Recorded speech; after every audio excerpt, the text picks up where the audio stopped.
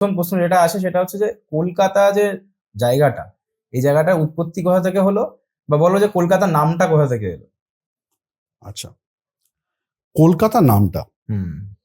আচ্ছা তার আগে আমাকে বল, চাঁদপাল ঘাটের নাম শুনেছিস? চাঁদপাল ঘাট কোথায় সেটা আমি অ্যাকচুয়ালি জানি না। এক্স্যাক্টলি। জেমস প্রিন্সেপের নাম শুনেছিস? বা প্রিন্সেপ ঘাটের কথা তো হ্যাঁ, শুনেছিস? প্রিন্সেপ ঘাটের কথা শুনেছি। এই যে জেমস প্রিন্সেপ, যার নামে আমাদের প্রিন্সেপ ঘাট, হুম। সেই জেমস প্রিন্সেপ বল, আমাদের কলকাতার তথাকথিত তখনকার যে হাইকোর্ট, তখনকার যে বড়লাট, তারাও প্রথম যখন এসছেন কলকাতাতে পা রেখেছেন এই চাঁদপাল ঘাট থেকে। আচ্ছা, ওটা কি করে কানেক্টেড, মানে আসার সাথে? চাঁদপাল ঘাট থেকেই হুম। প্রথম আমাদের কলকাতায় বড়লাটরা তথা ব্রিটিশ সরকারের লোকরা এখানে আসে। হুম। সেখান থেকেই তিনটে গ্রাম, সুতানুটি, কলিকাতা এবং গোবিন্দপুর, হুম।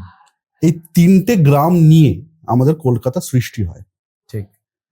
যখন এখানে ব্রিটিশ সরকারের লোকজনরা যখন আসে, ইস্ট ইন্ডিয়া কোম্পানি যখন এখানে তাদের ক্যাপিটাল সেট আপ করতে চেষ্টা করে, তখন কলকাতার যে ম্যাপ, কলকাতার যে সেট আপ, প্রথম সেই সেট আপটা তৈরি করে জোভ চার্নক। আচ্ছা। নট জব চার্নক, লোকের মুখে শোনা যায় জব চার্নক, আচ্ছা। কথাটা কিন্তু জোভ চার্নক। হুম।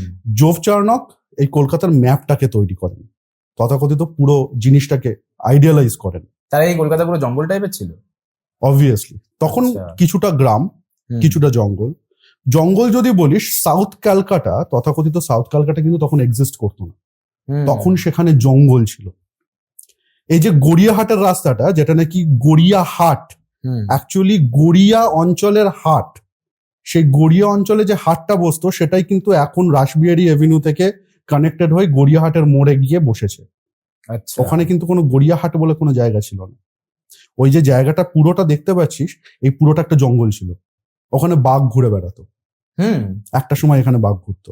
যদি তুই হেমেন্দ্র রায়ের গল্প পড়িস, পুরোনো কিছু বই দেখিস, এমনকি তুই কলকাতা রাজভবনের অন্দরমহল বলে একটা বই আছে, সেটাতেও যদি দেখিস স্প্ল্যানেড অঞ্চল বা এইসব সাউথের দিকের অঞ্চল, তখন ওখানে বাঘ ঘুরতো।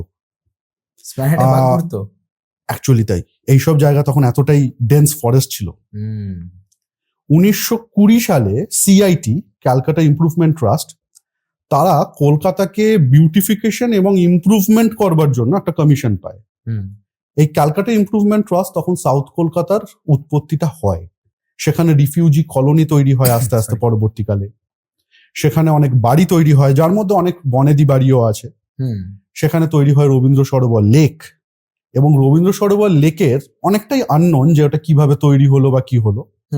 রবীন্দ্র সরোবর লেকের মধ্যে 4টে আইল্যান্ড ছিল, তার মধ্যে লেকের মধ্যে ছোট ছোট ছোট ছোট দ্বীপ মতন 4টে আইল্যান্ড ছিল। তার মধ্যে একটা আইল্যান্ডে একটা মসজিদ ছিল।